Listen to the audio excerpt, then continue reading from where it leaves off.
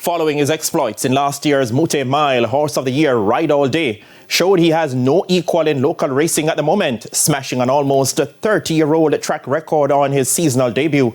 He landed the Ian Levy Cup going 8.5 furlongs for a purse of $4 million at Caymanas Park on Monday. Denise Walters has our racing review. Returning after a 4-month layup, Rideallday was expected to set the track alight. This following his workout at the track a week ago.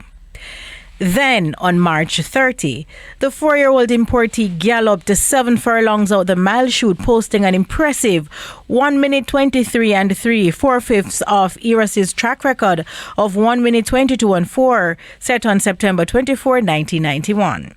On Monday, a week to the day later, the 2-5 favourite Rideallday, ridden by Ian Dolly Baby Spence, obliged in putting on a show of sheer speed and raw power to dismiss his 7 rivals in emphatic fashion for his 9th win in 11 starts. The Rideallday now is on the premises and beginning a charge, but they're into the top of the lane. A pack place giving way immediately as Rideallday is unleashed and now takes charge. Rideallday begins to bounce away from them. Supernatural Power, the closest pursuer. Fun Can't Done needs to do a lot more on the rail, but it is Rideallday beginning to go away from this field inside the final 16th. It is Rideallday and Ian Spence with a 4-length lead. They're not going to catch Rideallday. A spectacular performance, winning the Ian Levy Cup. Supernatural Power is second.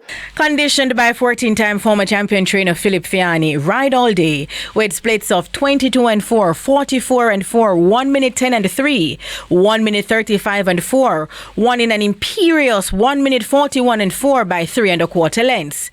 Rideallday took a second off the old record of 1 minute 42 and 1 set by Smile and Leave on June 14, 1997, 28.5 years ago. Rideallday also broke the stakes record 1 minute 43 and 2 set by Further and Beyond in 2021. Very confident. I didn't expect him to lose, but him just work day to day, and everybody thinks he gonna leave the work on the track. But I come here today for some respect, because all Rideallday winning on this, a lot of people don't respect him.